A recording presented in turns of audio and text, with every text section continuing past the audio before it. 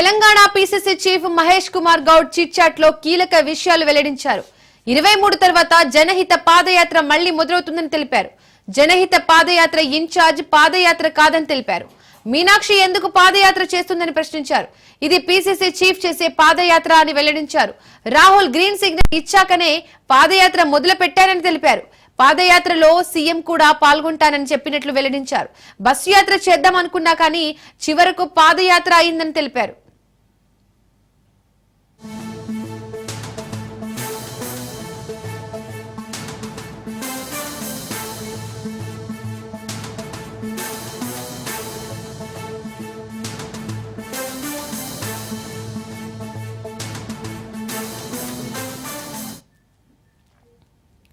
శిబు సోరెన్ అంత్యక్రియల్లో ఉండడం వల్లే ఢిల్లీ ధర్నాకు రాహుల్ రాలేకపోయారన్నారు.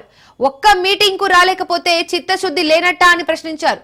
కిషన్ రెడ్డి రామచంద్రరావుకి బీసీల పట్ల అవగాహన లేదని విమర్శించారు.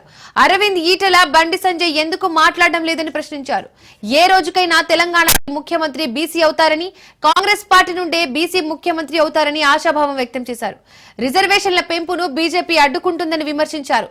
గుజరాత్ లో ముస్లింలకు ఇస్తున్న రిజర్వేషన్లు తెలంగాణలో ఎందుకు ఇవ్వరని ప్రశ్నించారు.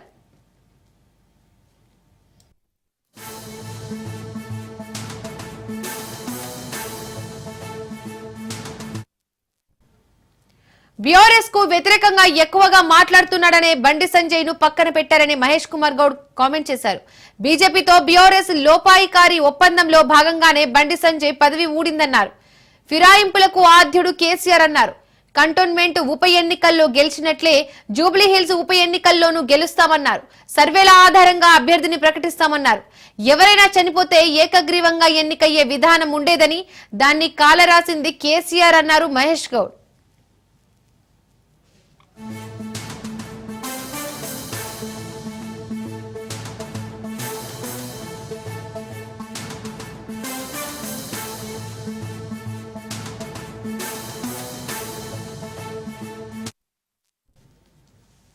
రాజకీయాలపై మాజీ మంత్రి మల్లారెడ్డి ఆసక్తికర వ్యాఖ్యలు చేశారు. తాను రాజకీయంగా బీజేపీ వైపా, తెలుగుదేశం వైపా, బీఆర్ఎస్ వైపా అన్నది కాదని, తాను ఇప్పటికీ కూడా బీఆర్ఎస్ లోనే ఉన్నానని క్లారిటీ ఇచ్చారు మల్లారెడ్డి. తాను ఇప్పుడు ఏ వైపునకు చూసేటట్లుగా కూడా లేనని స్పష్టం చేశారు. తనకు 73 ఏళ్లు వచ్చాయని, ఇంకా ఏ వైపునకు చూడాల్సిన అవసరం ఏముందని ప్రశ్నించారు. తాను ఎంపీ, ఎమ్మెల్యే, మంత్రిని అయ్యానని, ఇంకా 3 ఏళ్లు రాజకీయాల్లో ఉంటానని చెప్పుకొచ్చారు. అసలు తాను రాజకీయమే వద్దనుకుంటున్నానని తెలిపారు. ప్రజలకు సేవ చేసి మంచి కాలేజీలు, యూనివర్సిటీలు నడిపిద్దామని అనుకుంటున్నానని మల్లారెడ్డి చెప్పుకొచ్చారు. రాజకీయంగా బీజేపీ వైపా, తెలుగుదేశం వైపా, లేక టీఆర్ఎస్ వైపా కాదు. నేను ఇప్పుడు టీఆర్ఎస్లో ఉన్నా. నేను ఇప్పుడు ఏ వైపు చూసేటట్టు కూడా లేను. ఇప్పుడు నాకు కూడా 73 సంవత్సరాలు అయింది. ఇంకా ఏ వైపు చూడవలసిన అవసరం ఏముంది? ఇప్పుడు నేను ఎంపీ అయినా, మినిస్టర్ అయినా, మళ్ళీ ఇప్పుడు ఎమ్మెల్యే అయినా, ఇంకా 3 ఏళ్ళు ఉంటా. నేను రాజకీయమే వద్దనుకుంటున్నా. ప్రజలకు సేవ చేసి మంచి కాలేజీలు, యూనివర్సిటీలు నడిపిస్తామని అనుకుంటున్నా. రాజకీయంగా బీజేపీ వైపా, తెలుగుదేశం వైపా. పులివెందుల గొడవలపై ఈసీకి వైసీపీ నేతలు ఫిర్యాదు చేశారు. ఈసీ కళ్లు మూసుకుంటే ప్రజాస్వామ్యం ఖూనీ అవుతుందన్నారు పేర్ని నాని. పులివెందులలో ఓటర్లకు దూరంగా పోలింగ్ బూతులు తీసుకెళ్తున్నారన్నారు. పులివెందులలో పోలీసులు టీడీపీకి వంత పాడుతున్నారని, గోడకు చెప్పిన ఒకటే, ఈసీకి చెప్పిన ఒకటేనని తమకు అర్థమైంది అన్నారు. ఈసీ అధికారులు, కలెక్టర్, పోలీసులు అంతా కలిసి పులివెందులలో ప్రజాస్వామ్యాన్ని చంపేస్తున్నారన్నారు పేర్ని నాని.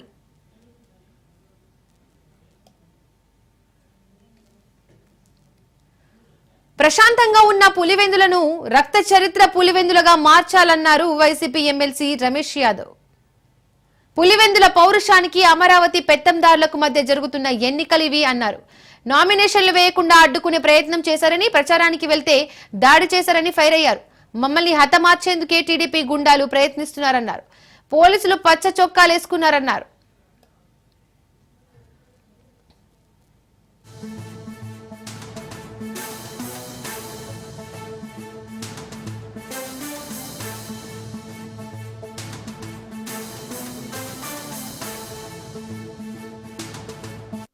రాష్ట్రంలో రాష్ట్ర ఎన్నికల కమిషన్ తీరు చూస్తుంటే ప్రజాస్వామ్యాన్ని కాపాడాల్సినటువంటి ఎన్నికల కమిషన్, రాష్ట్ర ఎన్నికల కమిషన్ వారి కళ్ళ ముందే ప్రజాస్వామ్యం కట్టడి చేయబడుతుంటే, ప్రజాస్వామ్యం కాళ్ళు చేతులు కట్టబడుతుంటే, ప్రజాస్వామ్యం తల నరకబడుతుంటే ఇవాళ చేష్టలడిగి ఎన్నికల కమిషన్ చూసే పరిస్థితి, కళ్ళు మూసుకుని నిద్ర నటించే పరిస్థితి. నిజంగా వెనకటికి సామెత ఉంది, నిద్రపోయేవాడినైతే లేపచ్చు. ఈ రాష్ట్రంలో ఒక రాజకీయ పార్టీగా ఇవాళ జరుగుతున్నటువంటి ఎన్నికల తంతుని వారి కళ్ళకి కట్టినట్టు చూపిద్దామని చెప్పని ఇక్కడికి వస్తే, నిజంగా ఎన్నికల కమిషనర్గా కుర్చీలో కూర్చున్నటువంటి మహాత్మురాలు ఆవిడ నిజంగా నిద్రపోతుంటే వైఎస్ఆర్ కాంగ్రెస్ పార్టీ అన్న అరిచో తట్టో లేపగలవు, కానీ నిద్ర నటిస్తుంటే చేయగలిగేదే పరిస్థితి ఉంటుంది. నిజంగా ఇవాళ ఇక్కడ కూర్చున్నటువంటి ఎన్నికల విభాగంలో, రాష్ట్ర ఎన్నికల కమిషన్లో కూర్చున్నటువంటి ఈ ఉద్యోగస్తులు, ఈ అధికారులు, ప్రత్యేక కమిషనర్ కానీ మీరు వేరే సీట్లో కూర్చున్నప్పుడు మీరు తప్పులు చేస్తే లేదా మీరు పాపాలు చేస్తే మీరు కళ్ళు మూసుకు కూర్చుంటే ఆ 4 రోజులు ఆ డిపార్ట్మెంట్ చెడిపోద్దేమో, కానీ ఇవాళ మీరు చేసే చర్యల వల్ల, మీరు నిద్ర నటిస్తాం వల్ల ప్రజాస్వామ్యాన్ని ముక్కల ముక్కలుగా నరుకుతుంటే తెలుగుదేశం పార్టీ మీరు కళ్ళు మూసుకుని, ఏమి పట్టనట్టు చెవులు మూసుకుని ఈ ప్రజాస్వామ్యాన్ని కూని చేసేటువంటి పరిస్థితులు మీరు పట్టనట్టు వ్యవహరిస్తే ప్రజాస్వామ్యానికే నష్టం. కడప జిల్లా పులివెందులలో వైసీపీ నేతలు కవ్వింపు చర్యలకు పాల్పడుతున్నారని టీడీపీ ఇన్ఛార్జ్ బీటెక్ రవి స్పష్టం చేశారు. జెడ్పీటీసీ ఉప ఎన్నిక సందర్భంగా నల్లగొండు వారిపల్లెలో టీడీపీ ప్రచారం చేస్తుంటే పోలీసు నిబంధనలను ఉల్లంఘించి వైసీపీ నేతలు ప్రచారం చేశారన్నారు. ఈ సందర్భంలో టీడీపీ నేతలను ప్రలోభ పెట్టాలని చూస్తే దాన్ని టీడీపీ కార్యకర్తలు అడ్డుకున్నారని తెలిపారు. అక్కడ జరిగిన ఘర్షణకు వైసీపీ బాధ్యత వహించాలన్నారు. ఫ్లెక్సీలు కాల్చి రెచ్చగొడుతున్నారని మండిపడ్డారు. పులివెందులలో ప్రజలు మార్పు కోరుకుంటూ టీడీపీకి పట్టం కట్టబోతున్నారని స్పష్టం చేశారు. ఉప ఎన్నికల్లో టీడీపీ విజయం ఖాయమంటున్న బీటెక్ రవితో మా కడప ప్రతినిధి Hussain face to face. Kadapa జిల్లా పులివెందుల జెడ్పీటీసీ ఉప ఎన్నిక దాదాపుగా ఒక యుద్ధాన్నే తలపిస్తుందనుకోవచ్చు. అటువంటి పరిస్థితుల్లో ఈ ఎన్నిక నిర్వహణకు సంబంధించి ఖచ్చితంగా గెలుపు సాధిస్తామనేటువంటి ధోరణిలో ఇక్కడ ఉన్నటువంటి Pulivendula TDP incharge BTech Ravi ఉంటున్నారు. ఆయన సతీమనే ఇక్కడ జెడ్పీటీసీ మెంబర్గా పోటీ చేస్తున్నారు.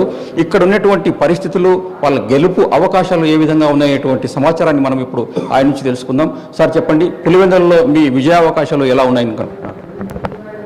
అంటే వాస్తవంగా పులివెందుల మండలము అంతకుముందు సార్వత్రిక ఎన్నికలు కానీ అంతకుముందు ఎలక్షన్స్ కానీ వాటితో పోలిస్తే మేము చాలా బలహీనంగా ఉన్నమాట అయితే వాస్తవం. కానీ దానిని ఈరోజు కూటమి ప్రభుత్వం వచ్చిన తర్వాత అనేకమైనటువంటి కార్యక్రమాలు, ముఖ్యంగా అదంతా కూడా అరటి ప్రాంతం, అంటే అరటి రైతులు ఎక్కువ. వాళ్ళకు కావాల్సింది ఏంది? వాళ్ళకు కావాల్సింది వాటర్. అక్కడ ఒక ప్రాంతంలో ఎర్రబల్ల చెరువు అని ఉంటుంది. దానికి కనుక నీళ్ళు ఇచ్చి నింపగలిగితే మా ప్రాంతం అంతా కూడా చాలా బాగుంటుందంటే దానికి దగ్గరలో హెచ్ఎన్ఎస్ఎస్ నుంచి అక్కడ చిన్న ఒకటి వెంటు పెట్టి ఆ ఎర్రబల్ల చెరువును నింపే కార్యక్రమం జగన్మోహన్ రెడ్డి చేయలేని పని మేము ఒక 48 అవర్స్లో ఆ తర్వాత చూపించాం. ప్రతి రైతు నుంచి వాళ్ళకు రైతులు పండించిన పంటల నుంచి కూడా 2,000-3,000 రూపాయలు వాళ్ళకి వెళ్ళేది. కూటమి ప్రభుత్వం వచ్చిన తర్వాత మేము దళారులను, వ్యాపారస్తులను అందరినీ పిలిపించి మాట్లాడి చెప్పి చేసినందువల్ల వాళ్ళకు న్యాయంగా ఎంత ధర వస్తుందో ఆ ధర ఇప్పుడు రైతులకు వస్తుంది. మీరేందో ప్రతిష్టాత్మకం అది అంటారు. మాకు ఇది సింపుల్గా ఒక జెడ్పీటీసీ ఎన్నిక ఖాళీ పడింది, మేము కంటెస్ట్ చేస్తే సమస్యలు అందరూ వస్తే అవన్నీ గ్రీవెన్స్ అన్ని క్లియర్ చేసి ఈ ప్రాంతాన్ని అభివృద్ధి చేయాలనే ఉద్దేశంతో మేము కంటెస్ట్ చేస్తాను. తెలుగుదేశం పార్టీకి కానీ మాకు కానీ మాకేమో ప్రతిష్టాత్మకం కాదు, ఏమన్నా వాళ్ళకేమన్నా ప్రిస్టేజ్గా తీసుకున్నారేమో. మేము ఎలక్షన్ ప్రకారమే పోతున్నాం, దీంట్లో ప్రిస్టేజ్ ఏం లేదు. మీరు అయితే ఈ ప్రతిష్టాత్మకంగా తీసుకోకపోవడం కారణం కాకపోతే కనుక ఈ వలసలు, దాడులు, ఈ ఫ్లెక్సీల కాల్చివేతలు ఇవన్నీ ఎందుకు జరుగుతున్నాయి అనుకోవచ్చు? ఫ్లెక్సీలు కాల్చింది వాళ్ళు. ఈరోజు తెలుగుదేశం పార్టీకి చెందిన ఫ్లెక్సీలు కాల్చినారు. అది కూడా పోలీస్ కంప్లైంట్ ఇచ్చినాం. మాకు సొంత ఛానల్స్, సొంత మీడియా లేదు కాబట్టి వాళ్ళ మాదిరి ప్రచారం చేసుకోలేకుండా వాళ్ళు చిన్నది జరిగినా కూడా ఇప్పుడు రమేష్ యాదవ్కి ఏమీ జరగలే, ఎమ్మెల్సీ గారికి. ఆ విషయం అందరికీ తెలుసు. కావాలని కట్లు కట్టి ఇప్పుడు సీరియస్ ఇంజురీస్ ఆయనకి ఏదన్నా అయింటే అందులోకి విజయవాడకు పోయి గవర్నర్ని ఎట్ట కలుస్తాడు? హాస్పిటల్లో కదా ఆయన ఉండాల్సింది. మన హాస్పిటల్ కంటే గవర్నమెంట్ హాస్పిటల్ కదా పోవాల్సింది. ఇంతవరకు ఆయన గవర్నమెంట్ హాస్పిటల్కే పోలేదు, అంటే ప్రైవేటు భారతి గారి వాళ్ళ ఫాదర్ హాస్పిటల్కి పోయారు. ఆడ లేనిది కడతారు, వీల్ చైర్లో తీసుకుపోతారు, ఆ స్కానింగ్ అంటారు, అంటే లేనిదంతా ప్రచారం చేస్తాం, మేమేదో దౌర్జన్యం చేస్తాం అన్నట్టు. ఇది ఫ్లెక్సీలు చింపడము అనేది ఈరోజు రాత్రి జరిగింది. అది కూడా మా వాళ్ళు కంప్లైంట్ ఇచ్చారు. పోలీసులు ప్రస్తుతానికి గుర్తు తెలియని వ్యక్తులను రాసుకొని దాని మీద ఎంక్వైరీ చేస్తున్నారు. ఇప్పుడు వలసలు అంటే ఇప్పుడు ఒకటి ఎలక్షను, ఆ పార్టీలో ఎవరు అసంతృప్తివాదులు ఉన్నారనేది ఒక కోణం. రెండు వచ్చేసి వాళ్ళు అక్కడ ఏదైనా ఇబ్బందులు పాలై మాకు ఇక్కడ గౌరవం లేదు, గౌరవం ఉండే చాటుకు పోవాలనేది రెండోది. మూడోది ఇంకా 4 years గవర్నమెంట్ ఉంది, ఏదైనా డెవలప్మెంట్ యాక్టివిటీ మా ఊరికి చేయాలనే తపన ఉండేవాళ్ళు, అది ఆ రకం. ఇలా అన్నీ వాళ్ళు బేరీజ్ వేసుకొని వాళ్ళు వస్తామంటే మేము చేర్చుకోవాలి కదా. పులివెందులలో ఎప్పుడు కూడా ఇలాంటి పరిస్థితి లేదు. తెలుగుదేశం పార్టీకి ఒక బలం పుంజుకుంటుందని మనం అనుకోవచ్చా? తెలుగుదేశం పార్టీకి ఇప్పుడు మేము కొన్ని గ్రామాల్లో అప్పుడు నేను సార్వత్రిక ఎన్నికల్లో కంటెస్ట్ చేసినప్పుడు కూడా నాకు టైం లేక కొన్ని గ్రామాలకు నేను వెళ్ళలేకపోయినా. ఈరోజు అటువంటి గ్రామాలు పోతుంటే కొన్ని చంద్రగిరి కానీ, మల్లికార్జునపురం కానీ, హరిజనవాడ కానీ ఇలాంటి వాటిల్లో తెలుగుదేశం జెండాను వాళ్ళు చూడడమే ఫస్ట్ టైం అంట ఆ ఊర్లో. అలాంటి పరిస్థితులు కాబట్టి మెల్లమెల్లగా స్టెప్ బై స్టెప్ వేసుకుంటా డెవలప్మెంట్ చేసుకుంటూ పోతాం. నేను మీ ద్వారా ఇంకొకటి కూడా స్పష్టంగా చెప్పదలుచుకున్నా, మాకు ఎలాంటి దౌర్జన్యాలు కానీ ఎలాంటి ఇది కానీ అవసరం లేదు. అలాంటి గెలుపును చంద్రబాబు నాయుడు గారు అస్సలు ఆస్వాదించరు. ఈ ఎన్నికల్లో మీరు గెలిచేటువంటి అవకాశాలు ఏ విధంగా ఉన్నాయనుకోవచ్చు? ఇప్పుడు ఎలక్షన్ ఇప్పుడు ఫస్ట్ నేను వివేకానంద రెడ్డి గారి మీద ఎంపీటీసీకి పోటీ చేసినప్పుడు 0.1% కూడా ఛాన్స్ లేదు. స్టెప్ బై స్టెప్ తీసుకుంటూ పోతాము. ఈ ఎలక్షన్ కూడా అలాగే నీట్గా స్టెప్ బై స్టెప్ పోతా పోయి ప్రజల మన్ననలు పొంది ఎలక్షన్ పోటీ చేసిన ఓడిపోతామని చెప్పడం కదా, తప్పకుండా గెలుస్తాం. అంటే దాదాపుగా ఈ జగన్ కోట అయినటువంటి ఈ పులివెందుల్లో జెండా అంటే ఈసారి జెడ్పీటీసీ ఎన్నికల్లో జెండా ఎగిరేసేటువంటి అవకాశాలు మీకు ఉన్నాయని అనుకుంటున్నారా? తప్పకుండా అండి. ఇప్పుడు ఇక్కడ ఎలక్షన్ డిఫరెంట్ కదా, ఇంకా 4 years గవర్నమెంట్ ఉంది. మా ప్రాంతంలో చాలా సమస్యలు ఉన్నాయి. ఇప్పుడు జగన్మోహన్ రెడ్డి గారికి ఓటేసి దానివల్ల ప్రయోజనం ఏముంది, అదే వీళ్ళకి వేస్తే ఈ 4 సంవత్సరాల్లో మన సమస్యలన్నీ తీరుతాయి కదా అని ఒక పాజిటివ్ థింకింగ్ చేస్తాను. కాబట్టి తప్పకుండా విజయం సాధిస్తాం. ఇది పులివెందుల ఇన్ఛార్జ్ బీటెక్ రవి, అంటే Pulivendula TDP incharge BTech Ravi చెబుతున్నట్టు మాటలు. ఖచ్చితంగా పులివెందులలో జగన్ సారథ్యాన్ని ఖచ్చితంగా బీటలు వారేటట్టు చేసి ఈ కోటను బద్దలు కొడతామని కూడా బీటెక్ రవి చెబుతున్నారు. పులివెందుల నుంచి హుసేన్, రాజ్ న్యూస్, కడప.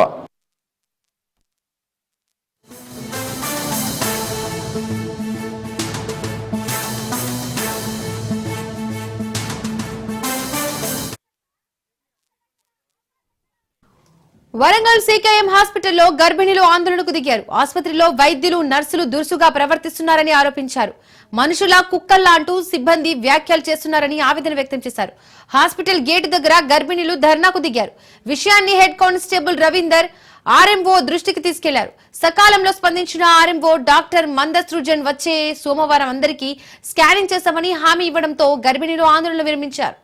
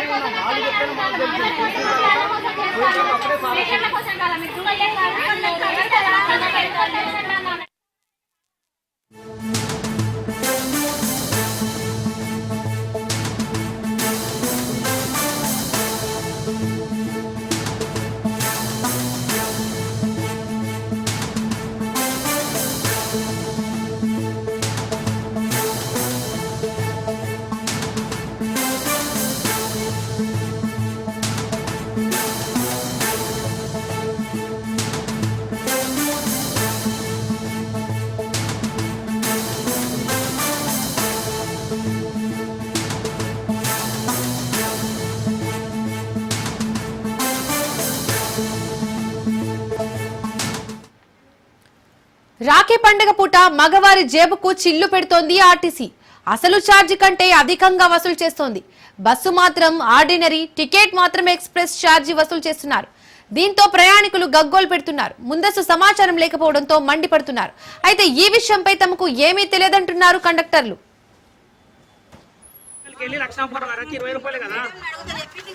ఎవరు నాకు చెప్పలే, ఎవరు సమాధానం ఇస్తలేరు.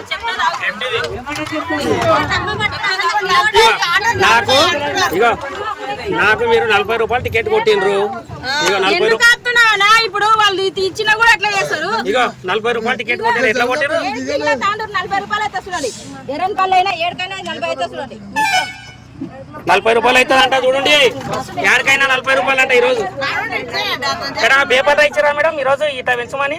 పేపర్లు ఇవ్వలేదు, ఏమి ఇవ్వలేదు. పండుగలకు పెంచాలని ఒక రూల్ ఉందంట. ఏడా పేపర్లు ఇవ్వనప్పుడు, ఇంటిమేషన్ అయినప్పుడు మీరు ఎట్లా పెంచుతారు? అంత మీ ఇష్టమా? మమ్మల్ని కాదన్న అడిగి. ఎవరు మేనేజర్ చేయను, యా మేనేజర్ నేను అడుగుతా, మాట్లాడతా. నెంబర్ ఇచ్చిండు కదా. యా నెంబర్ నాకు ఏలే, వాళ్ళు లేపుతలేరు వాళ్ళు.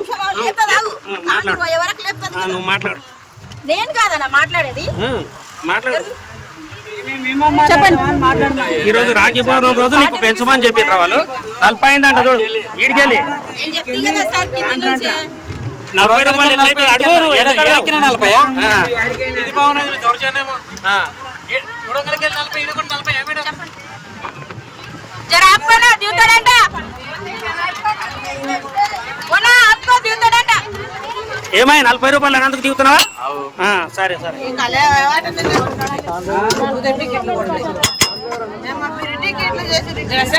తీసుకుంటావు కదా, 40 రూపాయలు కాదు. ఇవాళ తీసుకోమన్నారు కదా మీకు డిఎం. ఇవాళ ఒక్కరోజు తీసుకోమన్నారు కదా మీకు ఇవాళ చెప్పమని. ఈ లక్షాపూర్కి వెళ్ళి తాండ్రుకు 40 రూపాయలు ఎక్కువ అవుతుందా? ఎక్స్ప్రెస్ ఛార్జ్ అన్న. ఎందుకు ఈ రోజు పెట్టినా ఒక రోజు. ఎందుకు ఎవరు పెట్టిండ్రు? పేపర్ కాడికి ఇచ్చారా? మీరు ఎవరు పెట్టిండ్రు? ఎందుకు పెట్టిండ్రు? ఆర్టీసీ ఎందుకు? అడగండి సార్ వాళ్ళు. అది ఏ సార్కి వాళ్ళు అడగాలి? సీఎం సార్కి అడగాలనా, డిఎం సార్కి అడగాలనా? ఏ డిపోది ఇది? వైపునా డిపో. అంటే ఈ లక్షాపూర్కి వెళ్ళి తాండ్రుకి 20 రూపాయలు అంటే 40 రూపాయలా? ఎక్స్ప్రెస్ ఛార్జ్ చూస్తారా? ఎక్స్ప్రెస్ అని బోర్డేసిరా ముందల బోర్డేసినరా? ఈ రోజు చేసిన పేపర్కి ఇచ్చిండ్రా? పేపర్కి ఏమన్నా ఇచ్చిండ్రా? పేపర్కి ఏమన్నా ఇచ్చిండ్రా అంటున్నామా? తెలుసు అన్న, మీరు అడగలేదు. ఎవరికి అడుగుతాము? మీకు ఇప్పుడు కండక్టర్కి అడుగుతాం కానీ వాళ్ళకి ఎందుకు అడుగుతాము? రాఖీ పండుగ పూట మగవారి జేబుకు చిల్లు పెడుతోంది ఆర్టీసీ. అసలు ఛార్జీ కంటే అధికంగా వసూలు చేస్తోంది. బస్సు మాత్రం ఆర్డినరీ, టికెట్ మాత్రం ఎక్స్ప్రెస్ ఛార్జీ ధరలు వసూలు చేస్తున్నారు. దీంతో ప్రయాణికులు గగ్గోలు పెడుతున్నారు. ముందస్తు సమాచారం లేకపోవడంతో మండిపడుతున్నారు. అయితే ఈ విషయంపై తమకు ఏమీ తెలియదంటున్నారు కండక్టర్లు.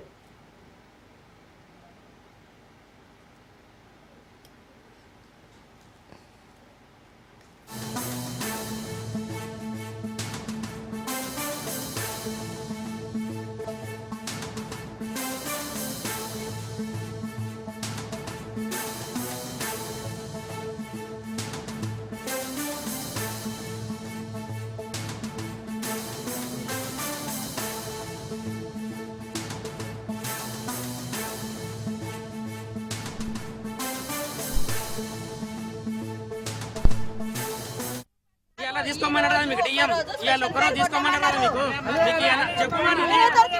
వీడియో తీసి నువ్వు చెప్పు, నువ్వు ఇక్కడ చెప్పు. ఓ మేడం, నువ్వు 40 రూపాయల టికెట్ ఎట్లా కట్టినావు?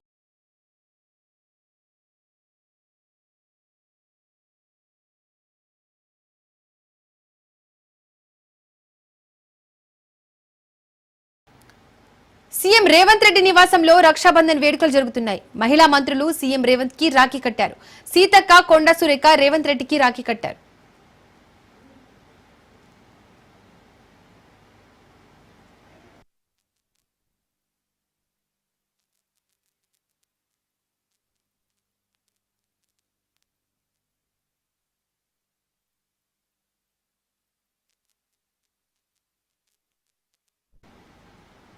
బీఆర్ఎస్ చీఫ్ మాజీ సీఎం కేసీఆర్ కు సోదరిమణులు రాఖీ కట్టారు. రాఖీ పూర్ణిమ సందర్భంగా కేసీఆర్ కు అక్కలు, చెల్లెలు రాఖీ కట్టారు. ప్రతి సంవత్సరం కేసీఆర్ కు రాఖీ పౌర్ణమి సందర్భంగా సోదరిమణులు రాఖీలు కడుతుంటారు.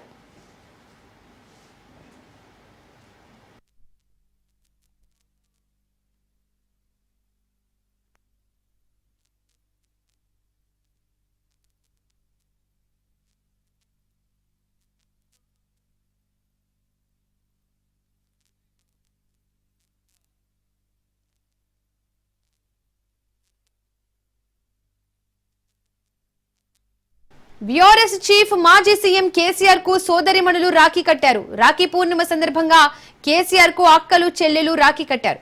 ప్రతి సంవత్సరం కేసీఆర్ కు రాఖీ పౌర్ణమి సందర్భంగా సోదరిమణులు రాఖీలు కడుతుంటారు.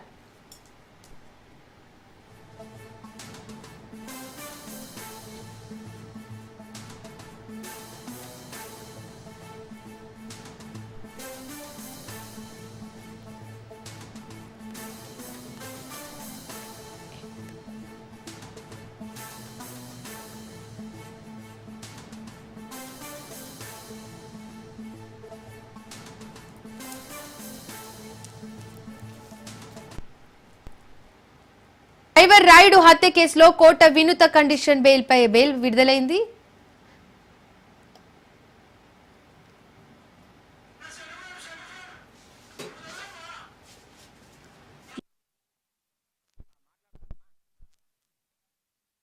రాయుడు హత్య కేసులో కోర్టు వినూత కండిషన్ బెయిల్పై విడుదలైంది.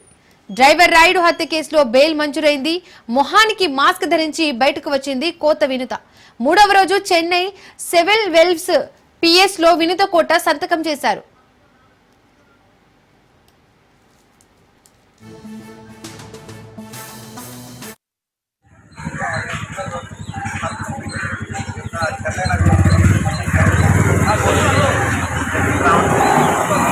మాట్లాడతారమ్మా.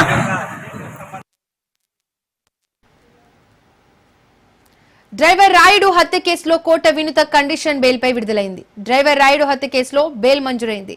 మొహానికి మాస్క్ ధరించి బయటకు వచ్చింది కోత వినూత.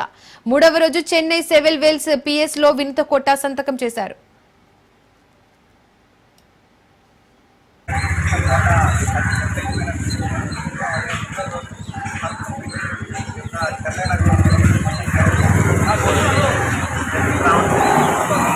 మాట్లాడతారమ్మా.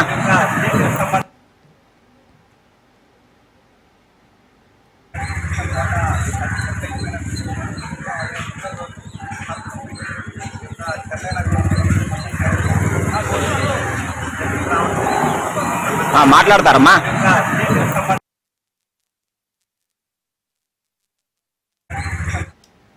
మంచిర్యాల జిల్లాలో ఉద్రిక్తత చోటు చేసుకుంది. పాలగిరిగూడెంలో అటవీ శాఖ అధికారులు ఓవర్ యాక్షన్ చేశారు. గిరిజనులు వేసుకున్న గుడిసెలను అధికారులు తొలగించారు. దీంతో గిరిజనులు అటవీ శాఖ అధికారుల మధ్య ఘర్షణ చోటు చేసుకుంది. అటవీ భూమిలో ఉన్న అక్రమ నిర్మాణాలను తొలగిస్తున్నట్లు అధికారులు తెలిపారు. తమకు న్యాయం చేయాలని గిరిజనులు డిమాండ్ చేశారు.